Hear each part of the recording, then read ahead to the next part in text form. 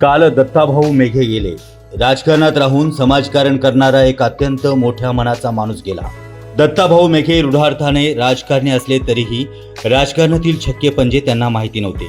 70च्या दशकात युवक केडर नावाची संघटना उभी करून दत्ताभाऊने आपला राजकीय प्रवास सुरू केला होता.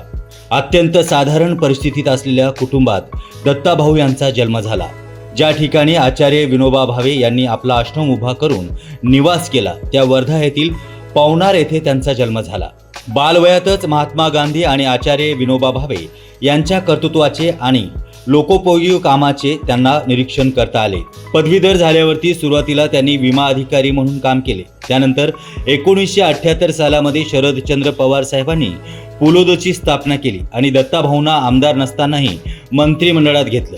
त्यांनी त्यानंतर मागे वळून पाहिलंच नाही.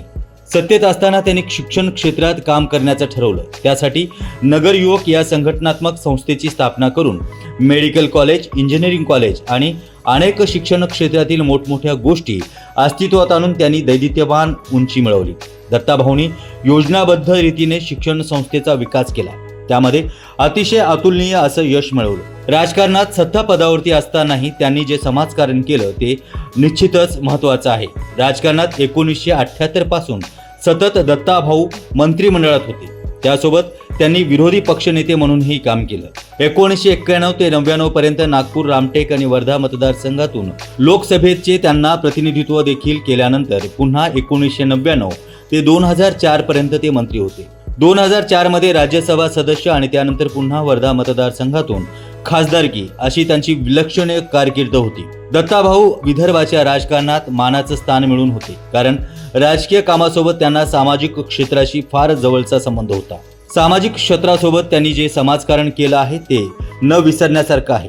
दत्ताभाऊने ज्येष्ठ नागरिकांच्या हक्कासाठी अनेक पावले उचलली. त्यांनी शिक्षण संस्था स्थापन केल्या तर सर्वांनाच ठाऊक आहे, परंतु ग्रामीण भागातील आर्थिकदृष्ट्या दुर्बल घटकांना मुख्य प्रवाहात आणण्यासाठी त्यांनी मोठं काम केलं.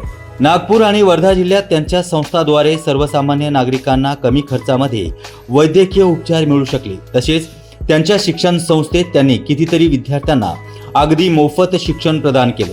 अत्यंत गरजू असणाऱ्या लोकांबद्दलची त्यांची कणक हे त्यांचं खास वैशिष्ट्य होतं, कारण त्यांच्या दरबारात रडत गेलेल्या माणसांना त्यांनी हसत घरी पाठवलं आहे. त्यांनी मदत केलेल्या हजारो लोकांना दत्ताभाऊंचा आधार होता. त्यामुळेच त्यांच्या निधनाची वार्ता ऐकताच कालपासून त्यांच्या निवासस्थानी सामान्य लोकांनी घेतलेली धाव ही त्यांच्या जनतेच्या प्रेमाची पावतीच होती. आज राज्याचे मुख्यमंत्री देवेंद्र फडणवीस, केंद्रीय मंत्री नितीन गडकरी आणि इतर अनेक महनीय नेत्यांनी आपले सर्व कार्यक्रम रद्द करून दत्ताभाऊंना श्रद्धांजली वाहिली. एका लहानशा गावातून आलेल्या दत्ताभाऊने आपली उंची एवढी वाढवली होती की गगनभरारीची झेप पाहून डोळेच दिपून जावेत.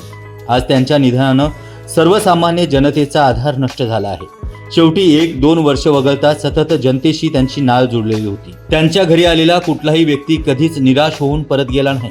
अनेकाच्या जीवनात शिक्षणाची बाग फुलवणारा दत्ता मेघे नावाचा सर्वसामान्याचा आधारवड आज आपल्या अंतिम प्रवासाला निघाला आहे. दत्ताभाऊने उभारलेल्या संस्था त्यांचे दोन्ही कर्तृत्ववान सुपुत्र कुशलतेने चालवतील. दत्ताभाऊंना गरजू आणि अडलेल्या व्यक्तींना मदत करण्याची वेळच होते. त्यामुळे की काय, कितीतरी लोकांना आपला आश्वासक पालक कायमचा निघून गेल्याची भावना निर्माण झाल्याचं दिसून येत आहे.